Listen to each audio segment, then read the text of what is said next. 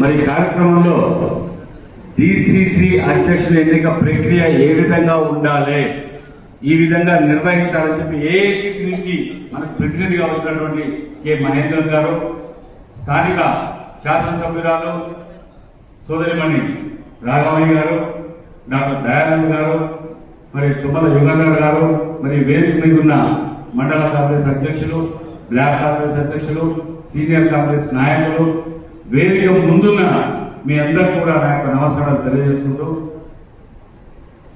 నన్ను పరిచయం చేశాను ఇప్పుడే సకిలం రాజేశ్వరరావు నా పేరు, ఇందాక సకిలం శ్రీనివాసరావు అని చెప్పడానికి అందరికీ సకిలం అనగా శ్రీనివాసరావు అని వస్తుంది కానీ రాజేశ్వరరావు, ఎందుకంటే శ్రీనివాసరావు గారు పెద్ద నాయకుడు, గొప్ప నాయకుడు, అందరికీ తెలుసు.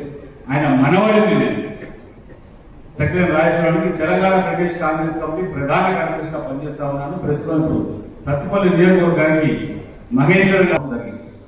ఇప్పుడు మహేందర్ గారు ఏం చెప్పినారంటే వారి మాటలోనే ప్రతిపాదించడంలో మీకు చెప్తాను.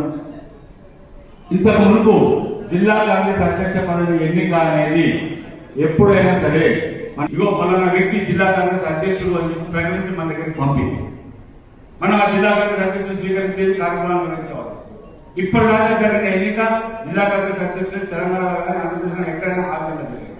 కానీ ఇప్పుడు ప్రస్తుతం రాహుల్ గాంధీ గారు ప్రస్తుత పరిస్థితులకు అనుగుణంగా జిల్లా కాంగ్రెస్ అధ్యక్ష పదవి అనేది కాంగ్రెస్ పార్టీ కార్యకర్తల నాయకుల, గ్రామ స్థాయి కాంగ్రెస్ పార్టీ కార్యకర్తల నాయకుల మనోభిప్రాయం ప్రకారమే జిల్లా కాంగ్రెస్ అధ్యక్ష పదవి ఎన్నిక జరగాలి అని చెప్పి కొన్ని విధి విధానాలు రూపొందించి భారతదేశంలోనే అత్యంత సీనియర్ కాంగ్రెస్ నాయకులైనటువంటి కొంతమంది 22 మందిని సెలెక్ట్ చేసి ఆల్ ఇండియా కాంగ్రెస్ కమిటీ వారు రాహుల్ గాంధీ స్వీయ పర్యవేక్షణలో 4-5 రోజులు ట్రైనింగ్ ఇచ్చి, ఇటువంటి వ్యక్తులను తీసుకొని 4-5 రోజులు ట్రైనింగ్ ఇచ్చి మీరు మీ జిల్లాలకు, మీరు కేటాయించిన జిల్లాలకు వెళ్ళండి తెలంగాణలో, అక్కడ జిల్లా కాంగ్రెస్ అధ్యక్ష పదవికి పూర్తిగా స్వేచ్ఛాయుత వాతావరణంలో అందరి అభిప్రాయాన్ని సేకరించండి. ఎవరు యోగ్యుడైన వ్యక్తి, ఏ వ్యక్తి డిసిసి ప్రెసిడెంట్ కనుక అయితే పార్టీ పురోగతికి బాగా పనిచేస్తాడు, ఎవరి అర్హత ఏంటి అని చెప్పి నిర్ణయించి రండి అని చెప్పి వారిని పంపడం జరిగింది. వారు అదే విషయం చెప్పారు. ప్రాసెస్ ఎలా ఉంటుందంటే, ఏ విధంగా ఉంటుందంటే, అభిప్రాయ సేకరణ అంటే మీరు ఏ విధంగా ఉంటుందో ఎక్కడ మీరు అనుకోవచ్చు. ఇక్కడ కొంతమంది కూర్చొని ఉంటారు, మీ పేరు మేము అభిప్రాయం చెప్తామని చెప్పి సింగిల్ గా అయినా సరే, లేదు 10 మంది, ఏదో ఒక గ్రామంలో ఉన్న 5-6 అయినా సరే మేమందరం ఒకటే అభిప్రాయం చెప్పదలుచుకున్నాం అని అంటే ఒక కాగితం మీద మీ పేరు, మీ ప్రస్తుత పోస్ట్ ఏంది, మీ సెల్ నెంబరు, మీరు ఏ క్యాస్ట్ సంబంధించిన రాశి అంటే ఇస్తే గ్రూప్ అంటే గ్రూప్ వైజ్ గా పిలుస్తారు, ఇండివిజువల్ అంటే ఇండివిజువల్ గా పిలుస్తారు. అది మీ ఇష్టం. మీరు గ్రూప్ అంటే ఇండివిజువల్ అంటే మీరు చెప్పాం.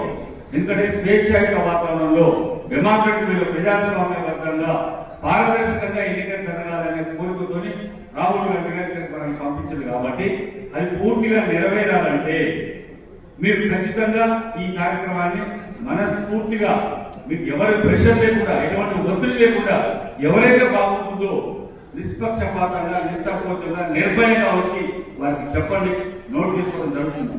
నోట్ చేసుకున్న తర్వాత మీకు అనిపించవచ్చు, అరే నేను ఫలానా వ్యక్తి, నేను రాజేశ్వరరావు ఉన్నా, పోయి సమ్ ఎక్స్ పేరు చెప్పినా కూడా నా పేరు బయట తెలుస్తుందో ఏమో, మీకు అనుమానం అవసరం లేదు.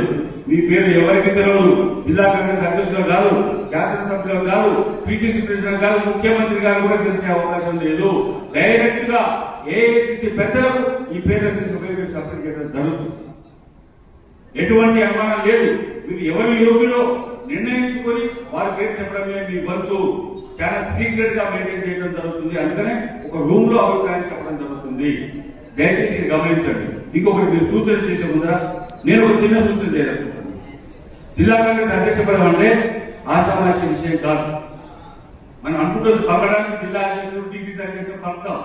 కానీ ఆ జిల్లా కాంగ్రెస్ అధ్యక్షుడికి గ్రామ స్థాయి నుంచి మండల స్థాయి నుంచి జిల్లా స్థాయి దాకానే కాదు, రాష్ట్ర స్థాయిలో నాయకత్వంతో కూడా సత్సంబంధాలు ఉండి ఉండాలి.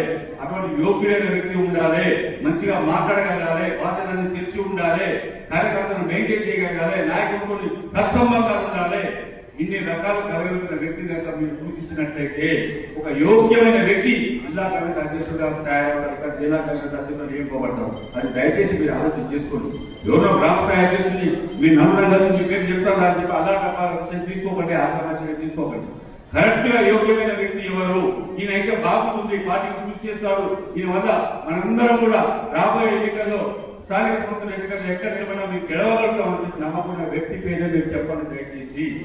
ఇది నోట్ చేసుకోండి ప్రత్యేకంగా. మీరు గుంపుగా వచ్చినా అంటే 5 మంది 10 మంది వచ్చినా సింగిల్ గా వచ్చినా అటువంటి వ్యక్తిని ఒకరికి 2 సార్లు ఆలోచన తీసుకొని చెప్పండి మాత్రమే నేను చెప్తా ఉన్నాను.